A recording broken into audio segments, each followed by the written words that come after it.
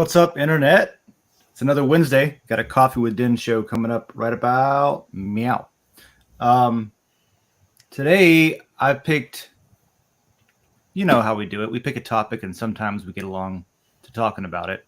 So at some point, we'll talk about lines, kind of like a line in the sand or where's the line sort of thing. Ooh, good one, good one. I just had messaged in a group chat on a video with Mighty Lisa about that. Oh, yeah. It's Satoshi Sean, where I my saw- line in the sand is. Interesting. Hey, That was yesterday That's- afternoon. that's interesting. Yeah. Sometimes things like that happen. And it's like a strange coincidence where it's like there's these harmonics that exist, like cool, interesting. So I got it, I got some things jotted down. Got my cup of coffee here. Got I Am for I Am, who keeps showing us new pictures of himself, slowly working up towards that reveal of his actual live human face. So this was obviously that was a long time ago. You're much older now, but I've seen a couple of there's like a maybe there's a time lapse going on. You're showing slightly older, usually white hair, giving hints of who you are. Yeah, hints of who I am. Hints of The who I am. man, the mystery. I think this tongue is really, that's my tongue. Yeah. Oh, that's what you photoshopped your actual tongue onto it. So you're just revealing small parts at a time. Okay. My favorite picture of Einstein is him sticking his tongue out. Yeah, I got some socks with that on there. Nice. And some sheets of paper. So I talked about I gave a terrible book review last week, I think it was, about I didn't know how to explain Douglas Adams. So I figured I'd continue doing terrible book reviews. Sounds good to me. I picked this up. I've been traveling this weekend. I was in Eugene via Seattle, and I picked this up either in the Eugene or the Seattle airport. I'm about halfway through it now. I started reading it on Monday, and it's Andy Weir. If you see the little subtext there, it says author of The Martian. Oh, okay. Great. So yeah. Great. Matt Damon, right? Matt Damon? Is that who? Yes. Yeah. Yes. With his potatoes. Yes. 70s music. Yeah, and his human fertilizer and all that. That was a great film. It was cool. And his the tarp over the capsule going into space thing because the atmosphere allowed for it. I like that sort of I don't know if it's probably considered hard sci-fi. Yeah. And he was the official first galactic pirate. And he gave the legal definition why in the movie. It was really cool. I don't remember that part. I'll have to check it out. Good author, though. I think, I just got done reading that Douglas Adams book, Mostly Harmless, which I think because my head was in that mode of reading, like this is coming way easier to me. Because like I said last time in my, shitty book review, it's just complex for no reason sometimes, but that in itself can be funny. And that's sort of like a thing he does. And this is not complex for no reason. This is complex to explain scientifically why what he's writing about is plausible, right? And I guess that's the line, speaking of lines, between like hard science fiction and then fantasy or something, right? Is plausibility. So anyway, I won't say anything about it because really, there's a lot of spoilers right out the gate, but it starts out in the beginning. I can spoil the beginning because it's the beginning. Who cares?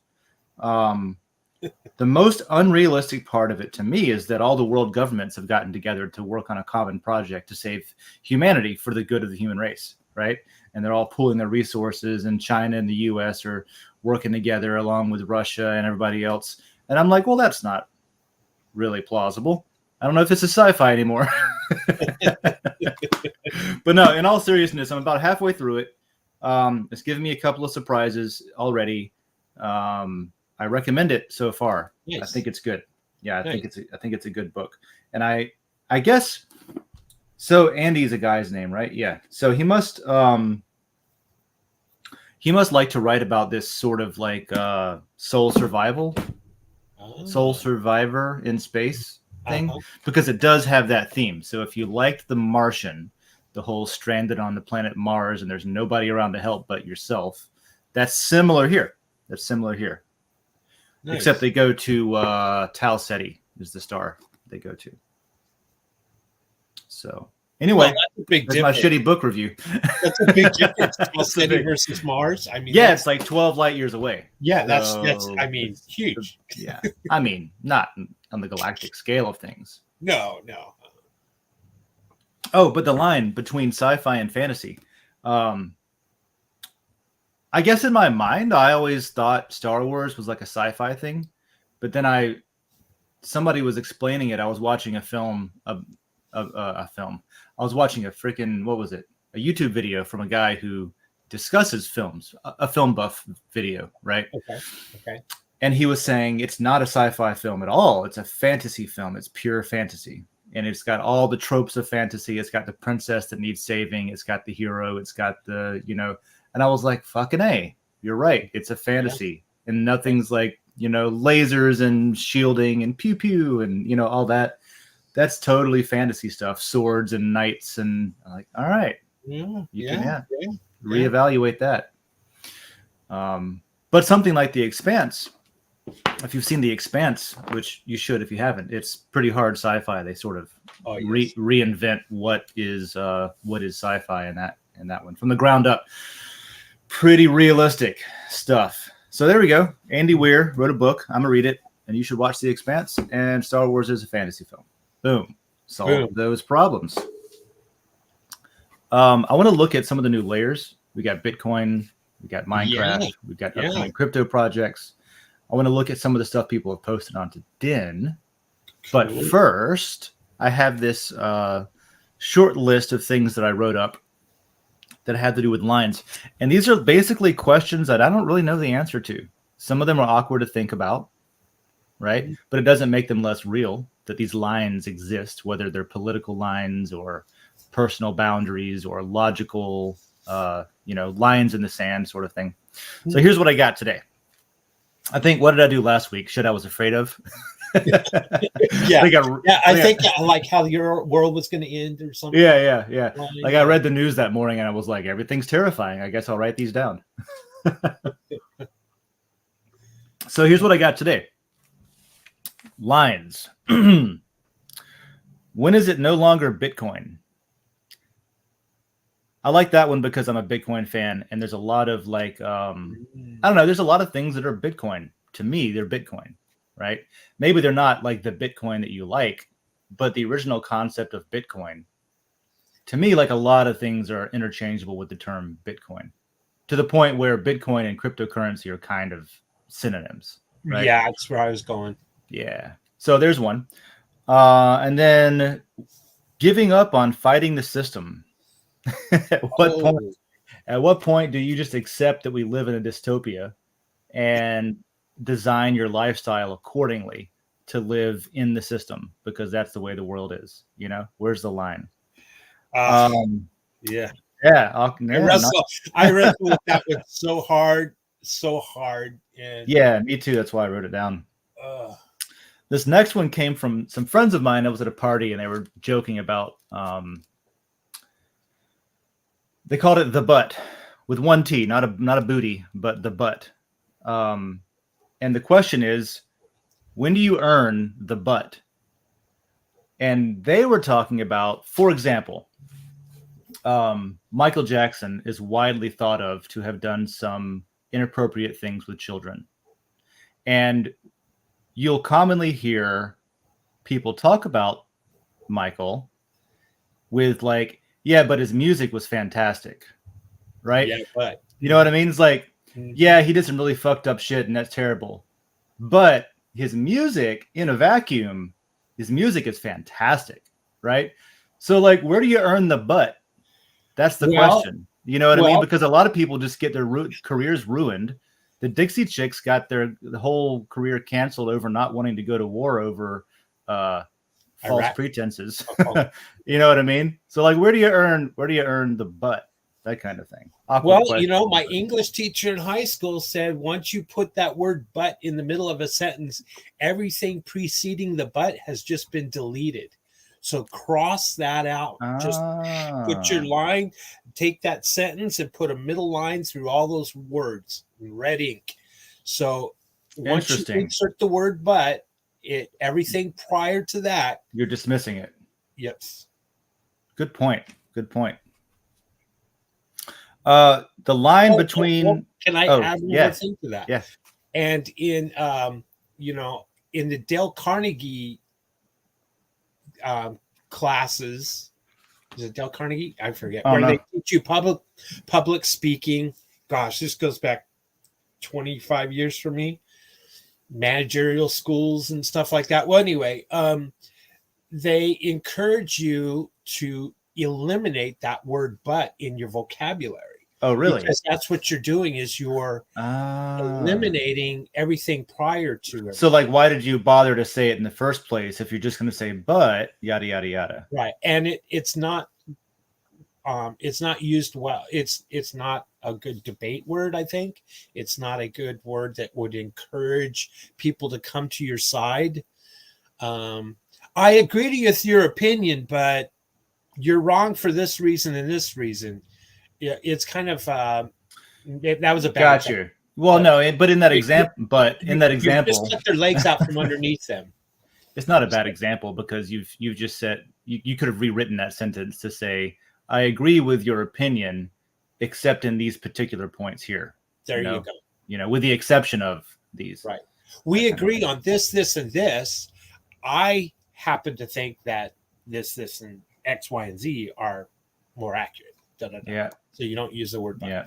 So that would be a refreshing way for people to communicate with each other, wouldn't it? I haven't seen that in a while. No, you have to believe everything that I believe, no exceptions. What else have I got? Religion, including politics. Hey, speaking of, the next line is about religion. Where is the line between? And we don't have to like dive into all of these right off the bat, and we can go back to some if you want. But I have, where's the line between religion and a successful cult? Because I don't actually know. Like, when do you stop? Ooh. When do you stop being a successful cult and become a religion? Ooh. I don't know where that line is. Oh, wow, man, you're messing with my head, and I just woke up and having been ex-Mormon, and many people define it as a cult. You see, many people also define it as a religion, though. Yes, and maybe the line is different for different people. Yes. Maybe that's the answer. You're hitting it. You're hitting it hard today. Wow. Depends on who's drawing the line, doesn't it? Right. Well said. Well said. Can we circle back to that one after I've had like 3 cups of coffee? Yeah, sure. We can circle back to whatever. That's just this circle back show, man. That's what we do. Eating animals. I saw a PETA advertisement, a billboard, and it had like on one end it had like cows and deer, and then there's like horses and bunny rabbits and like cats and dogs and house like family pets and things like that on like a line thing, right? Or all in a row, and it said, where's the line? And somebody had drawn a line between like the household pets and the rest of the animals, and they were like, right here, it's right here.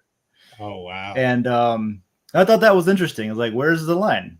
And depending on the culture, the line could be different places, whether you're in, like, for example, Korea or China versus the US or Europe, that kind of thing. But interesting. And where's the where's the line? Where's the line? So I guess that's 2 part. Where's the line between animals that you're fine eating versus animals that are like, oh, that's sacrilege, or that's like, you can't do that. That's wrong morally to eat that type of animal.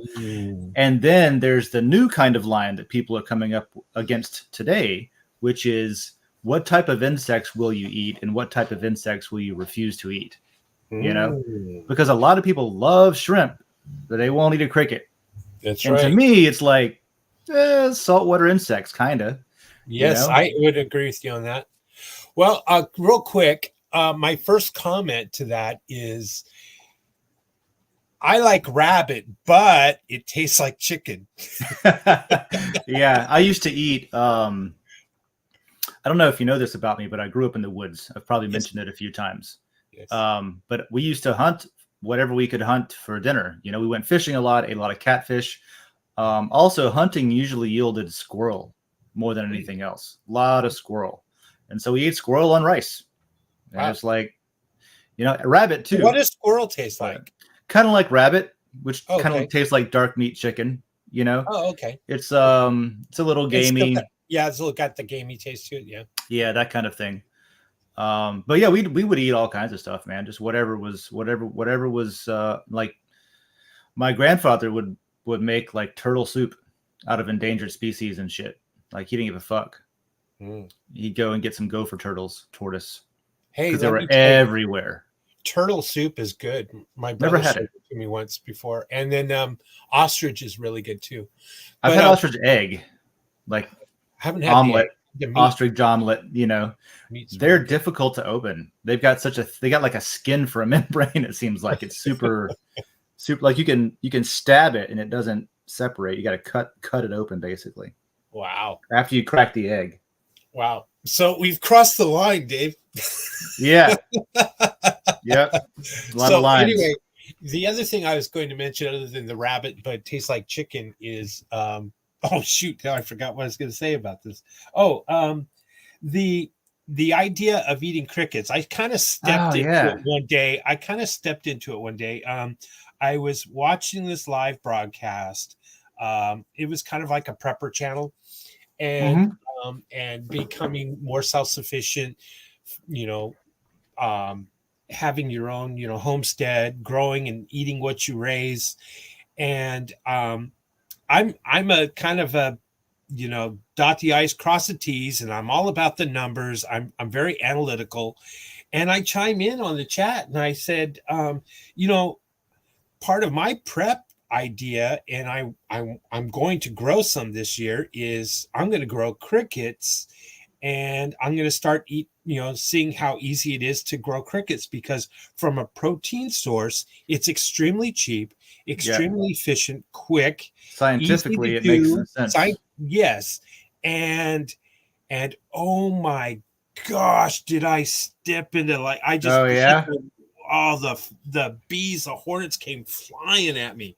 What it I'll do was was, whatever it takes to survive. I'll dig a hole in the ground and live in it for a year, but I but won't eat a fucking cricket.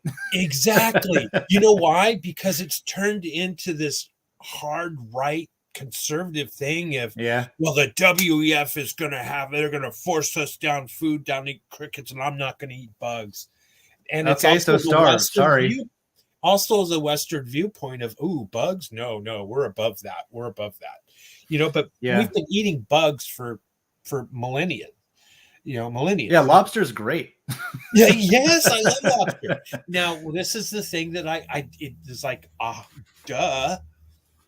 I just heard a couple of days ago about, well, if you're allergic to, say shrimp, you're Uh-huh. probably going to have a reaction to crickets. Like, crap. Really? I thought it was the iodine, like in Well, this that's what salt I thought, but or whatever. that's what they were that's what Hmm. I heard, and I'm thinking, crap, because my wife, she grew up on the beach in Mexico as a kid and loved shrimp. And now she starts to have a reaction when she eats shrimp. And I'm thinking, Interesting. crap. So now I'm thinking my cheap, quick, easy protein source, crickets, is going to kill my wife. Maybe I can't not. do I don't this. know. Here's some anecdotal evidence. My dad was allergic to iodine to the point where he had to buy non-iodized salt for like table salt kind of Oh, thing. And he also was allergic to shellfish. And as far as the like medical community was concerned, when he talked to his doctor, it was the same shit. It was because of the salt water, the iodine in the salt or something. And but anyway, he's allergic to shellfish and also had to buy non-iodized salt. But he loved, his favorite food was shrimp. And so every now and then he would just take some Benadryl and eat shrimp. And his lip like would swell up like on the Nutty Professor or something. yeah. And like my stepmom, honey, are you okay? And he'd be like, I'm fine. Pass the tartar sauce. He just really loved shellfish, Yeah. but couldn't eat it because he was allergic. But I've never heard that it was the shellfish allergy was because of the exoskeleton style of organism or something. I didn't know. I don't know, but maybe there's something to it and we should look it up. Yeah. Well, I'm going to have to, because that was kind of part of my idea on my prepper side, because, I figured the first 6 months I got to I got to hide out. I don't want people to know where I'm at and be careful on my property. You know what I mean? And so my thought Just is, keep crickets, and apparently you'll just scare everyone away. Nobody well, wants that was anything. my, because Everyone's no. or what if I had goats or something like Yeah. this and chickens, and then someone comes raiding and now I have no protein source. Yeah. So, Yeah. Backup plan. It doesn't have to be your go-to, right. but maybe you have a backup plan. I was in Eugene, Oregon this past weekend. Nice. We've got some friends that live out there, so we flew out we haven't seen them in a while, and they invited us to come out and stay, so we didn't have to pay for lodging or anything. And then they drove us around Eugene and showed the place off. And one of them was telling me about his friend who started a trial growing crickets as a food source. And his idea was, now you're in Eugene, right? You're in Eugene, Oregon, which is a little bit like the personality of Portland or Seattle, maybe that kind of thing. But so with the demographic that lives there, it was a good idea because people are all about like, yeah, whatever we got to do, it's fine. Or whatever. I don't know what their thinking is, but it's acceptable is what I'm trying to say. It's not, it isn't met with this violent reaction when someone suggests something like that. So anyway, long story short, he tried to make, and he did successfully create a cricket farm, and he wanted to do it. He had two main goals. He wanted to do it he wanted the cleanest crickets because they're crickets already, right? So he was like, all right, well, I want my crickets to be like super clean, have a specific diet, to where like it's as much as possible not gross to people because it is bugs. So he was really careful about cleanliness and diet of the crickets and things like that. And he was going to sell them. The idea was to sell them to at the market, but also maybe make like flour out of them, like protein flour, stuff like that. And then his other goal was to show that it could be done in an urban setting, like inner city, like in not like out in on a farm, but like could be done in a dense urban environment. And that's the part that ended up making it not work out for him, because they got out and into the local businesses and everybody had crickets. Everybody had crickets because he was raising crickets right in the middle of the city, right in the middle of town. Oh no! Yeah, so all the local businesses, restaurants, everybody had crickets for free, whether they wanted them or not. They had crickets. So he finally was like, "All right, maybe not in an urban environment. Maybe it's got to be out of town, I guess." So it's a little different than the cow getting out of the pasture. A little bit different, a little bit difficult to round them up. Yeah. So anyway, there's a story about raising crickets as a food source. Yeah. Oh, and there's also apparently there's a consensus that we're just going to run out of meat. Like there's just not going to be enough, whether it's self-imposed or not. I typically when I talk to people, it's like, yeah, it doesn't have to be that way. It's just we're making it that way. But our starter cattle, a lot of our cows have been slaughtered already that would have produced for next year. Oh, really? I didn't know. Know that. So 2023, 2024 beef prices are going to be insane. Interesting. And we grew more soy than we did corn because the cost of nitrate or the cost of fertilizers. So 2023, 2024 is going to be horrific for protein from a traditional standpoint. And this is speaking of circling back, this is related to one of the earlier lines in the sand here is giving up on fighting the system and living with it. At some point, I feel like the line at some point is like you can get bogged down to the point of not being productive at all and not getting on with your life by refusing to accept that things literally are the way they are. Now, you don't have to like it and you don't have to support it and you don't have to like, but I guess like pretending that things are not the way they are can put you up against the wall. Like you refuse to eat crickets because you don't believe in it. Okay, you might starve, bro. Like that's some Mad Max shit and it's not a good future for us. Maybe we can talk about that, but like, I don't know, just to get bogged down on like, I don't know. And again, I don't know the answer to the question. When you get real hungry, I think you'll rethink that position. Yeah, I've been really hungry. This is what stoner food's all about. It doesn't matter, like you're not a culinary. You feel like a culinary genius, but you're just throwing fried cheese on a meatball sandwich, and or actually that sounds pretty good. You get the idea. Just throwing shit together. So yeah, eating animals. Well, yeah, I don't know. Sentient animals. When are they sentient? And define sentient. And it's a tough one. It's a tough one. Well, we can't even decide. Think about our farming. Look at the processing of hogs and it's sick. It's gross. And lambs being cut, kept in this tiny pen in their entire life, their entire existence, and the whole mass production industry of cultivating farming is horrific.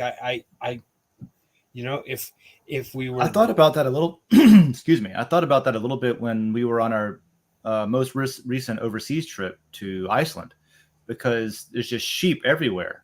And they're pretty fucking cool. These sheep are pretty cool. They look pretty smart, intelligent, But like a lot of them are just, is it lamb or is it, what is it? What is a baby sheep or an adolescent sheep? A lamb and then a mutton. Yeah. You eating mutton when it's older. Got you. Right. So a lot of them, so Iceland imports everything. They don't have anything except fish and sheep. They got cows now because of modern agriculture. Can produce more grass with industrial grass growing, I guess, farming. But I was thinking about that. I was like, that's like for 1,000 years they've been eating baby sheep. You know what I mean? Like that's their sheep are just there to produce meat to eat. And that's just the way it is. That kind of thing. You don't always think of it that way, but right. Anyway, yeah, eating animals. Different lines for different people, I guess. So then there's a few. One of these is pretty lighthearted. The other maybe not. Free will versus public safety. At some point, you can't do everything you want because some people want to do some pretty dangerous shit. This goes along with what we were talking about yesterday a little bit on Den with the don't harm anybody. Do whatever the hell you want, but don't harm anybody. That kind of thing. Yes. Yeah. But all the laws, the laws are not written around that necessarily. There's a lot of things that you run up against the line of the law, and there is no damage done to anybody, but you're still, you've crossed someone else's line. Well, there are arguments that there is no free will. One that. Well, that in itself, I guess, that's almost because religious too. There's right. Like fate versus right. Philosophically speaking. Philosophically, yeah. I don't. Well, right. The idea is okay. I can drink. I can smoke. I can cannabis, whatever. I can do all of this so long as I don't get in the car and put my fellow humans at risk. At risk, right. Right. Or my neighbor's pet dog that tends to run in the street or something. You know what I mean? Yeah. So, I was talking yesterday to somebody I just met on the internet. We had a meeting and I was waiting for some other people to come in. So we just got off onto this. He's from Switzerland, lives in Switzerland, and I'm in the US. And we were talking about European laws versus American laws. And I was saying that, I grew up land of the free, home of the brave, freedom, freedom, freedom. That's what we're about. And then I went to Germany for the first time, and there's a lot of the laws make more sense a little bit over there. A lot of them do. Now I don't know all of them. I'm not an expert, but the day-to-day social rules over there, we went over here. Commonly, you can't drink a beer on the street, for example. You know what I mean? It's very common to have open container laws, or you can't drink in public and stuff like that. You get a fine. But over there, we went shopping at a beer store, and I made my own little custom 6-pack. And we went out walking down the sidewalk, threw it in my wife's backpack, and she was like, "You can have one of those if you want." And I said, "Just right here on the sidewalk?" And she said, "Well, it's yours, isn't it?" And I was like, "Fuck yeah, you're right. That's freedom." I thought we had freedom in the U.S. We can't even have our own beer that's ours on the street. Oh, I know. And then I found out it goes further than that. For example, obviously it's against the rules to drive drunk. That's dangerous. You're endangering other people. Don't do that. But you can have a beer and drive. Like if you're on your way home from work and you've had a stressful day, it's a 20-minute trip, you can crack open a cold one and drink it on the way home while you're driving. And there's no rules against that. Now, if you're drunk, that's against the law. You can't do that. So in other words, the blood alcohol level has to be so much at one point where you've crossed the line. Gotcha. Yeah, and that makes a little bit of sense. You're giving people some I don't know, what's the word? Agency, sovereignty, responsibility, adult responsibility, that kind of thing. But over here, commonly, I don't know if there's any states where you can do that, but I don't know if, like, I've never seen it. If there is, you have an open container while you're driving, you're drinking a beer, you get a DUI, no matter what, period, the end. Your life is ruined for the next this many years, or at least completely reorganized because you got to take a bicycle to work. That's right. So, yeah, it's interesting. Well, hey, Distant, I got to take the kid to school. Do it up. I'm going to go through the new layers and stuff. Online. Okay, cool. That sounds good. Well, we got right up to the speed of light and gravity was the next one. So I'll see you when you get back. Sounds good. So, all right, let's pull I am down. And the last two that I had was the speed of light and gravity. I wasn't sure until recently. I think I learned this before, but then forgot it. But I wasn't sure if gravity itself had a speed. And apparently it does. We measured it from a quasar or something that blew up with a bunch of light and then traveled however many million light years or however many light years anyway. And it arrived, the gravitational waves, since we can detect those now, arrived at the same time as within 2 seconds of the light itself after millions of years. So that was cool. Gravity has a speed. And that's just kind of like these other ones were lines of like this versus that. This one's just like, here's a hard speed limit, the speed of light and gravity. Now that one itself, there are some like exceptions, like Big Bang type stuff. You'll see scientists talk about, or astronomers or people that study this shit anyway, speed of lightologists. They'll talk about like the Big Bang, right? In the few moments right after the Big Bang, things actually did travel faster than the speed of light. So there's still a question there, is like, can you reproduce that artificially as a technology? That would be freaking interesting. And then there's like wormholes and stuff, but that's not really traveling faster than the speed of light. That's a common thing in science fiction, like fold a piece of paper, travel through a hole, end up on the other side. And then there's like the warp drive concept, which was invented by Gene Roddenberry? Star Trek has the warp drive, but apparently it's a sound concept if, and it's a big if, you can get a power source that's way more potent than anything that we know how to make today. Apparently there's some people working on exceeding the speed of light, but using relativity to get around it. Not actually like the local zone or the locality of the ship traveling would not be traveling faster than the speed of light necessarily, but relative to everything around it would be. So I don't know. Interesting there. And then the last one I won't get into too much, except for I've been seeing it a lot in the news recently, which is diplomatic or political solutions versus kinetic insistence. I went with kinetic insistence instead of war because I don't know. That's the line, right? How far can you get with discussion and conversation before you have to kinetically insist that the other party do what you want them to do? And it seems like we're increasingly getting more and more into the kinetic insistence phase of this war that we're going into. So that's scary. So there's my lines, just some light cerebral wake up stuff in the morning. But all right, that's out of the way. I'm going to check out the new Bitcoin layer. And I want to answer a question that came up in the chat room for the art layer too. Art chat had a pretty good question in there. So let me bring that up and we'll head over to it. Let's see here. All right. Oh yeah. So before I get to those real quick, Coffee with Den layer is where this show has moved off to. And so I'd like to have more things in that layer than just once a week having this little wake up, drink coffee, talk about things and stuff show. So I went ahead and I've been journaling again just to kind of get my thoughts organized and figure out life. And every now and then I'm going to throw that in. I'll call it coffee talk, like something you would talk about over coffee, that kind of thing. And I encourage anybody who would like to get in on that to do so. And I'll vote you up. I'll tip you out for doing it.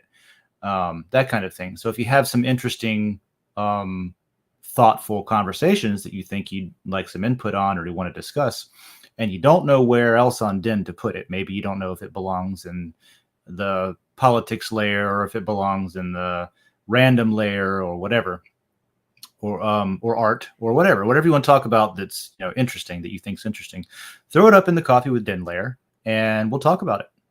So I've got one up right now as an example. This is something that, well, I guess I won't go through it in its entirety. That would take a while, but basically I was talking to one of my neighbors and it made me like question what my values were, because he and I do agree on a lot of stuff, but we ended up disagreeing on a lot of stuff during the conversation. And I was like, I don't consider myself a particular political party. I don't wave a particular political flag or whatever, which was a problem for him in that conversation. So I went home and thought about it and couldn't sleep for a while because I was like, man, if I can't define my own values, like, why am I even having political conversations? So if you want, you can go read about that, what I came up with. And I came up with 3: something I believe in, something I don't believe in or that I'm against, and then sort of a guiding moral value, right? And that was equality, integrity, and book burning.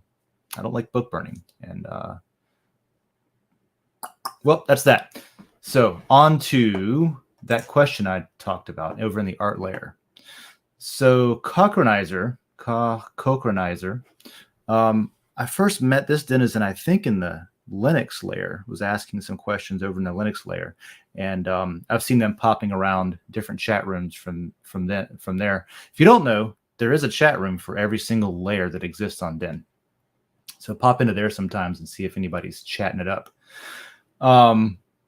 So Cochranizer had asked, how do I suggest a layer if I can't post in the LCP layer? Also, how do I buy my own layer? So there's really like 4 different ways to get a layer on Den. You can, as suggested, you can buy your own layer. That's open at any time. At any time you can contact support, email them, say, hey, I want to buy we call them business layers, but really it's just you want to buy a layer. The main difference between the business layer and the regular LCP layers, which I'll describe in a second, is that the business layer has a couple of things extra, where there's flexibility depending on how you want to design it, what you want to use it for. You can basically do anything you want without any restrictions for the most part. And that includes an unlimited lot supply, right? So if you ever have reasons in the future after you create your layer to mint more lot tokens, we use the ERC 1155 standard for lot. They're NFTs. So if you have a reason to mint more lot for sharing ownership or giving prizes away or whatever it is, you want to give someone more governance weight in your layers so you can vote on things, then you can do that at any time. There's no cap. Whereas on the LCP, when it wins the monthly contest, whatever the lot supply is the permanent lot supply. You can't change it, right? And then also with business layers, you can do things like use a different token than lot for governance decisions. I know a couple of layers do that already, where like one of them has NFTs that are just a random 721. I think this ERC 720, the 700 something one, has those tokens as their governance token. And you could also do it with a fungible if you wanted to. Like you could have something like, I don't know, I like Oxen a lot, right? So for example, Oxen, the community could come in or the company and make a layer on Den. We could even throw Den up on LokiNet so that their community could access it from their network without exiting to the regular internet. That would be super cool. And then what they could do is they could use literally Oxen, the token. Maybe Oxen's a bad example because that's a privacy coin. I have to figure out the limitations technically about how to do that. To make it simple, though, I'll say any ERC20 you could use as a governance token if you wanted, right? So if you wanted to, like, I don't know, Shiba Inu could come in and say, oh, we want to have a Shiba layer, and you just use however many tokens you have as your weight, stuff like that. So super customizable. You could buy it at any time. I think it's 1 Ether is the price, and then you get like a 20 or more % discount if you use Matter to buy it. And then the other 3 are all LCP layers, right? The normal thing is, to answer the first part of the question, how do I suggest a layer if I can't post in the layer? Once a month, there's a week-long proposal period. So if there's something that's not in the list, like, for example, if you come over here and click on LCP, like I'm doing now, and you scroll down the list, you'll see there's a bunch of layer proposals, right, that you can vote on. You have the winning ones from this most recent cycle highlighted in blue. But if you scrub through this list and you don't see the one that you want, that you think needs to be created, you can propose one. And that's once a month. There will be an announcement, I think, in the Den layer, and then it's opened in the LCP layer for proposals. There's a certain format. You can copy and paste in that announcement. It tells you the date range you got between now and this time to propose a new layer, and then the window closes, and those proposals go into this list that I'm showing right now, right? So that's how you suggest. It isn't at any time. That's why you can't do it right now. You have to open that window. And then there's a voting period that has just recently ended after what I just described, and some things win, right? So that's the way that the LCP typically runs, is you vote on stuff, and there's some rules, and winners are chosen based on those rules, and that's how you get new layers for free. However, if your layer doesn't win, right now I'm sorted by the unique voters category. There's 2. There's by total votes, and then there's unique voters. So if, let's say, you wanted the books layer to win, but it didn't quite make it, didn't win, you can come in here and you can pay 200 Matter as a fee to get that layer created anyway. If you don't want to wait until next month to see if it wins again, for example, you just like, nope, let's get on with it. The top 5 runners up. So in this case, it would have been books, then got talent, astronomy, astrophotography, alpha, military equipment. If you wanted any of those, you could pay a fee to get it created. And it starts at 200 Matter from the one that's number 2 or first loser or runner up. And then 400, 600, 800, 1,000. So the farther it is away from almost winning, the more expensive it gets to create, right? And then the final way to create a layer is within this same window, any of them. So that was top 5. Up to 1,000 Matter was the last one, right? For 2,500 Matter, you can create any layer that has more than 8 unique voters, right? So if you see these are all 21, 20, 19, any of these could get created during that, like after the voting period, all the way down to, let's see what we end up with, 9, 8, right here, down to keto, right? The fight against big data companies and keto, those could be created for 2,500 Matter if you wanted to. So what I like to do because of that is I like to, during the voting period, I like to come in here, and even if something's way down there that I'm interested in, let's say debunked, right? That's a cool one that I would like to have some ownership of. I've signaled to lore, so I have a little bit in that one. I'll probably up it a little bit, but because these could technically get created, even though it didn't win, if somebody decides they want to create it, I like to have some lore in there just in case, because however many lore you have in there is however many lot or NFT tokens or governance tokens you get when it's created. And if you don't have any in there, you miss the vote, and that's it. So that's all the different ways that you create a layer. And again, if you can't propose one in the LCP layer, it's because the window's not open yet. So you have to wait for the announcement. That'll be, I guess, first part of next month, right? Is the proposal phase will open. Speaking of new layers, we've got a Bitcoin layer. Everything on Den is proven to Bitcoin, if you didn't know that. Every post and every reply and every vote in the DAO. What else? Everything in the chat rooms. We were just looking at the art chat room. Everything that's all the chat messages are also time-stamped and proven to Bitcoin. What else? Everything you do is proven to Bitcoin. And although they aren't on the front end yet, we even have canaries for everything, right? So if something doesn't match up to what the Bitcoin proof is, you'll kill the canary and people will be able to know, like, oh wait, something's up here, that kind of thing. And the cool thing about that is, like, let's say, for example, this discussion right here that I've got, layer setup time. I put a little post in the Bitcoin layer and I said some things and some people replied and yada, yada, yada.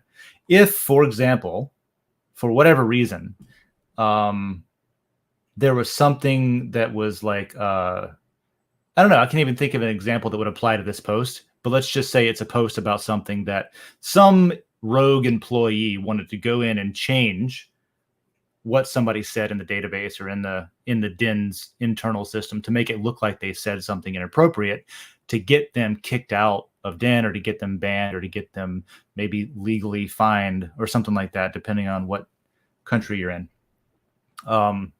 Like China, for example, likes to arrest people and carry them away for saying the wrong thing on the internet. But what if you didn't say the wrong thing and somebody just went in there and changed what you wrote because it's not on your computer, right? Somebody has access to it. Well, the cool thing about timestamping and proving everything out to Bitcoin is you can say, no, that's fake. That's fake data. Somebody changed it, because you can compare the hashed value of what you wrote versus the hash, because it, when you write it at that time that you write it, that's when it's posted to Bitcoin, proven out. And so that timestamps it in a block, in a Bitcoin block. So if anytime in the future something is changed, you can go back and say, wait a minute, these don't match what was originally written. Something's been changed. And so the idea there is just to have proof whenever you want to defend yourself if something weird happens, because that might sound a little tinfoil hat-ish, but it has happened. It's been shown to have happened in the past. Reddit had an issue with that, probably still does, but I know at least once it's been proven that an internal employee did that. Somebody kind of higher up, actually, surprisingly. But there was no proof. It was just in some database somewhere that the company had access to, and they could just change what you said and make it appear as if you said something that you didn't say, so that action can be taken against you, which is complete bullshit, right? Fuck that. So the way we do it on Den, long story to say, after all this time, we finally have a Bitcoin layer, which is pretty cool. Since everything on Den's on Bitcoin, we should have a Bitcoin layer. And hopefully it can be a place where we talk about concepts like that and what Bitcoin can be used for. And we need to decorate it. We need to set it up. We need to figure out where any like restrictions should be, any sort of like layer guidelines. Here's the kind of information we would like you to post. Here's the style of post. You know how some communities will have like, hey, if you're going to post, here's the guidelines, make sure it's this, this, and this. So if you have opinions on that, we've got some good ones going, like what tags should we use, things like that. What reputation settings should we use? I think that not enough layers use their reputation settings to filter out like bots and bad actors and trolls and things like that. Pretty good idea to go ahead and set that up off the bat. You can do things like restrict who's allowed to vote, restrict who's allowed to post. Maybe say, okay, you can post, but you can't post with a photo or a video until your reputation's higher. All sorts of things you can do, and it's fair. It applies to everyone. It's not, like singling out individuals, although you can single out individuals if you want. It's up to the community. So go check that out. It's over in the Bitcoin layer.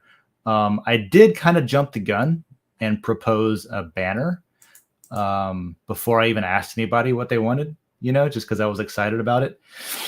And I like, I've got 2 of them up because I've, as I do, sometimes I just do things before thinking about it. So I initially put this one up here. If you go check out the banner proposal, it's just the newspaper that was referenced in the Genesis block of Bitcoin.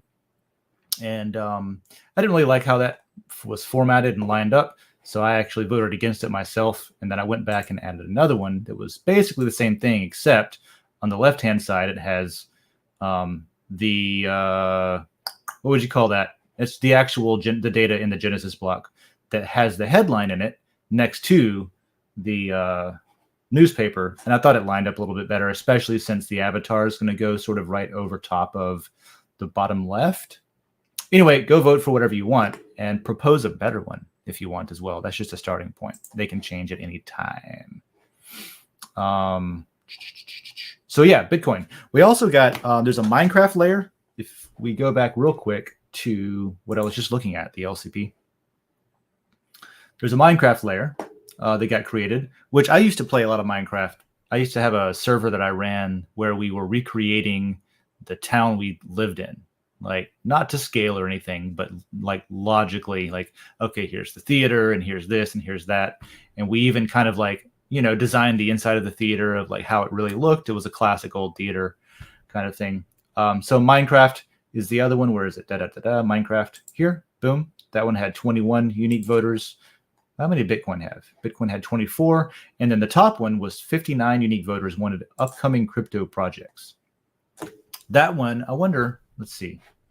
Let me go look and see if this has gotten any attention yet, because I haven't done anything with it. Upcoming, there it is. Anybody post in here yet? No. So I think Minecraft's the same way. There's no post yet in Minecraft or upcoming crypto projects. But I was thinking, so since it's got a chat room, which is cool, right? And it's got governance and it's a DAO. It's got, it's a blank canvas, we can do whatever we want in there. It would be cool to have sort of a, I'm a big fan of Bitcoin Talk, the forum Bitcoin Talk. When I'm doing research on projects, it's kind of like, used to be anyway, the place where any new project would announce and say, here's what we are, here's what we're doing, here's our Bitcoin Talk thread on the concept of our project. And it was always a really good way to go in and get some initial conceptual information about what the crap even is this coin that I heard about, that kind of thing.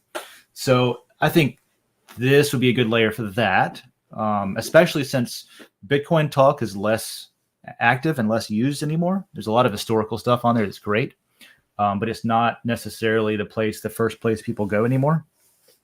Maybe this can be the new Bitcoin Talk. I don't know. That would be great. So that's wide open. And then, like I said, Minecraft too.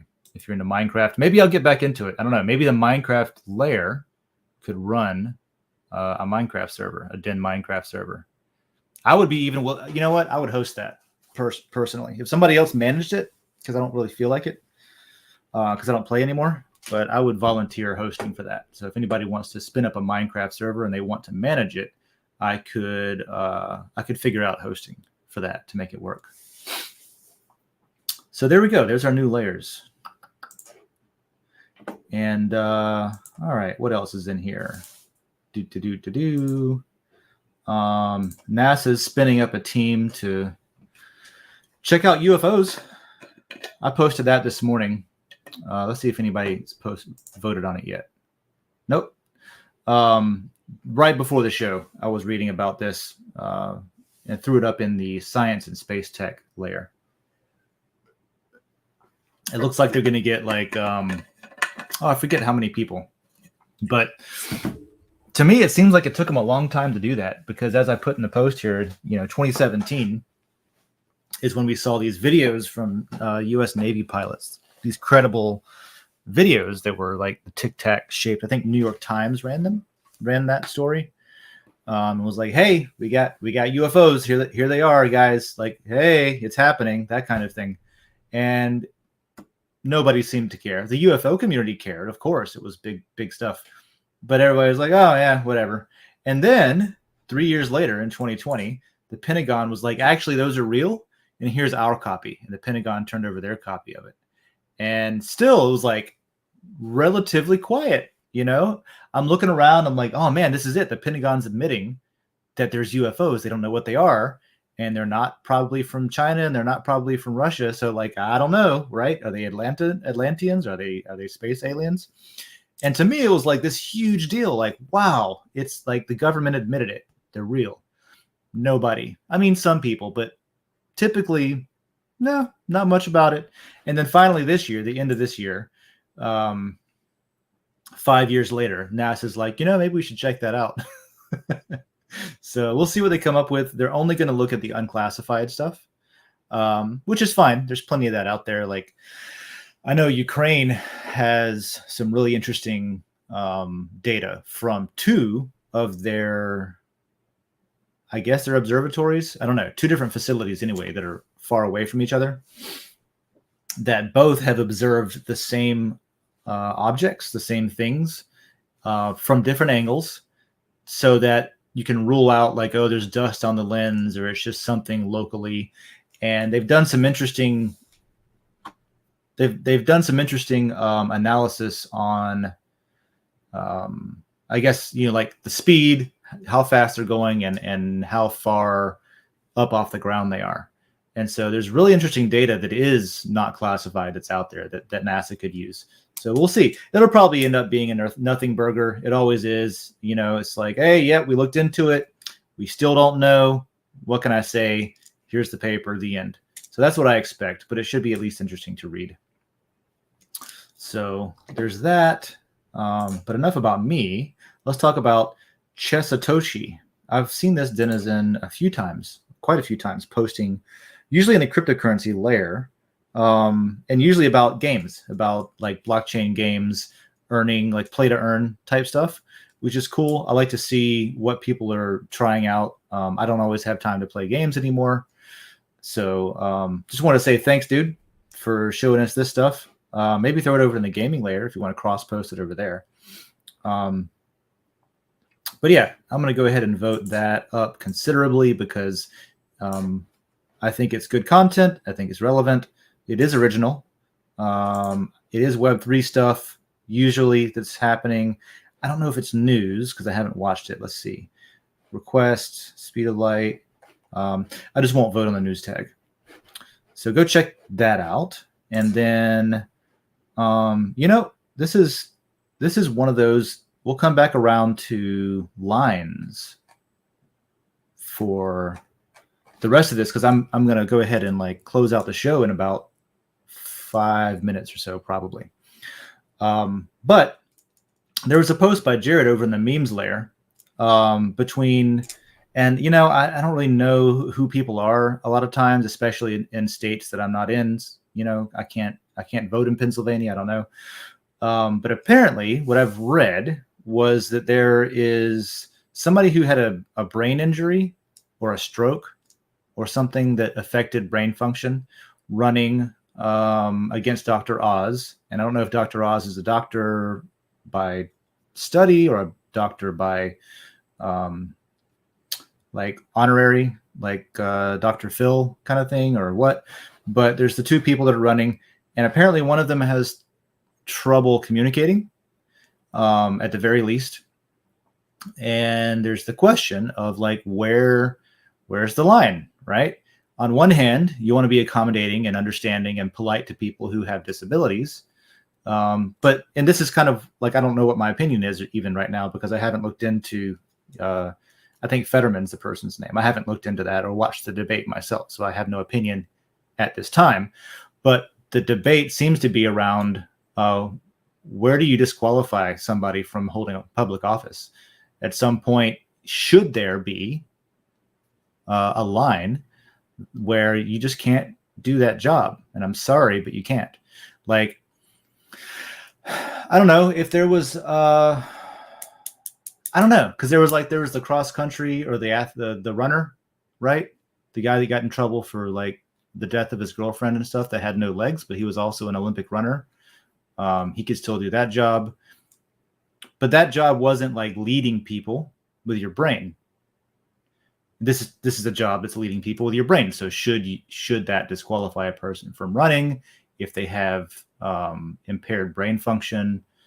I I tend to think that there should be an issue there with that, right? I tend to think that generally, if I was still in the military, for example, we wouldn't have a blind pilot, or we wouldn't have, I don't know, what's another example? We wouldn't have somebody, we wouldn't have somebody holding a top secret security clearance who was obviously compromised or had high potential to be because they were in severe financial debt, right? There's lines all over the place about what you can and can't do, at least in the military. Of course, it's way more strict there. So yeah, I don't know. I thought it was interesting.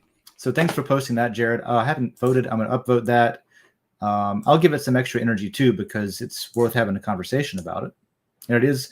Let's go vote on some of these tags real quick. It's USA. It is, I guess, original. He's saying it's original. I don't know. Let me see here. Does this come up somewhere? Let's find out.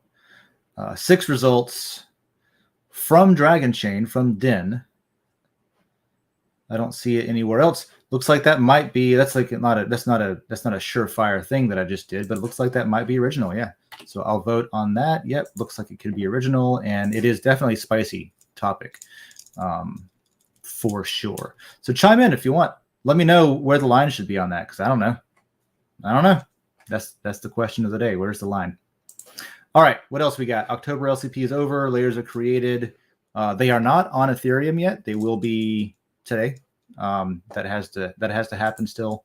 I'm still catching up on stuff from traveling.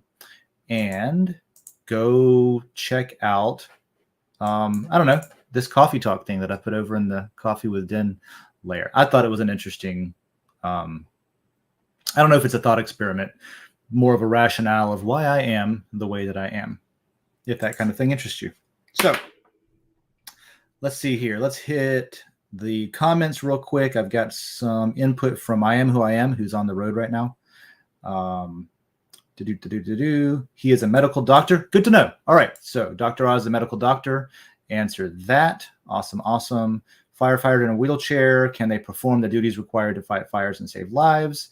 Should someone without proper brain function be elected to just put one of 100 senators in the land, second highest elected position in the U.S. versus president? I will say that a lot of people I know vote sarcastically, and they'll be like, "Oh, I freaking hate the Republicans, and I would rather vote for a potato than a Republican. So yes, I'll do it." That'll happen. You know, a lot of people do the Mickey Mouse votes and stuff like that. I don't know if that's a very good way to govern yourself or organize a society, but hey, it happens. So yeah, thanks for that input. Thanks, I Am for chiming in. And I think today will be a very rare episode where I actually hit that 1 hour mark that I tried to claim that this is a 1 hour show. We went 2 hours last week, which is fine because it's mine. I'll do whatever I want, you know, freedom. But that's it. Updates, reminders. Let's see. Tomorrow, 2 things tomorrow. There is World Blockchain Roundtable. That's going to be at 11 a.m. Eastern. And we're going to be talking about Web3, which is very relevant to Den, right? I consider, some may not, I consider Den to very much be a Web3 platform, but it's hybrid, right? It's got the best of all worlds. So some people are purists and they wouldn't consider it that. I think it's totally Web3. Maybe we can debate about that tomorrow. So Web3, tune in. There'll be several hosts from different walks of life in different parts of the world. And then after that, we do a Den.social call. We're going to talk about some of the changes in the algorithm on Den. We've already started implementing some of them. Let me pull this browser down. I don't need that anymore. And we'll see what the results are. I know there's been a huge issue with like basically bots and puppet accounts. Just a little preview. We've identified more than one distinctly different group, right? It isn't all just like one group doing things that interfere with people's rewards and payouts and stuff. There are distinctly different groups doing distinctly different things. And this is the kind of data that we needed to properly address the problem. You know, like Web 2, you know, the old way would just be to go in and ban everybody. I'll kick you out. I'll kick you out. But that's not really scalable very well. It's better, in my opinion, to have an algorithm that identifies patterns that we see humans do, or bots, or whatever, puppet accounts. Identify those patterns and say, okay, well, when we see this happen and again in the future, we can have an automated algorithmic or at least reputation-based setting that the layers can have control over, the layer owners themselves can have control over, to decide how much fuckery they want to allow and how much is untolerated. I will say that all of them are violating the terms of service. And so far, we've chosen not to enforce the terms of service to get rid of them, mostly because we want the data. We wanted to see what happens and what people do. A lot of this being in long-term beta mode with Den is exactly that kind of thing. We need that before we scale up, because I want to scale up with as few, like, I don't want buildings and floors upon floors of people whose day job it is to come in and censor information or decide, what's good and what's bad. We want to make that in a way that scales up with the community. So this is the way. We'll talk about that after World Blockchain Roundtable, 3 p.m. Eastern, at the weekly Den.DAO governance call. Other than that, I'm giving away, Den's giving out the winnings for the Million Matter Mint. There's some new merch over in the merch store at dragonchain.store. Has the Matter symbol on it. They're in different colors. I like the hoodie with the Matter symbol over the chest pocket instead of the middle that also doesn't have the circle around it. That's my favorite one. What else? Let's see. That's it for now. Yep. So those rewards will go out this week. There was like 200 and something individual denizens that earned those. That was based on participation over the past quarter. You didn't know you were participating, but everybody was. So we just took data and said, hey, who's been doing the things that we want people to do? So that'll go out this week. So that we'll probably have that done before the Den.DAO call. All right. So that's it. Thanks, I am for I am. We'll see you next week. Shout out to Gravity Crab, who had way too many laptops to repair this morning to be on the show. And we'll see you next time. Here's a song that was written, performed, recorded, produced, and sold as an NFT by a fellow denizen named Y'all Weird. It's called Enter the Dragon. We'll see you next time.